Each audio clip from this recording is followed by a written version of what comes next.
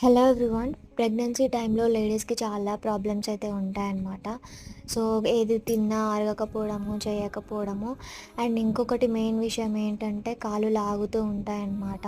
So, నాకైతే కాళ్ళు లాగుతూ ఉన్నాయి లెగ్స్ నైట్ నుంచి అండ్ రోజు డైలీ ఇదే అవుతుందన్నమాట.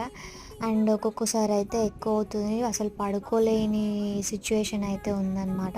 సో, ఇప్పుడు ఎర్లీ మార్నింగ్ అయితే 3 అవుతుందన్నమాట.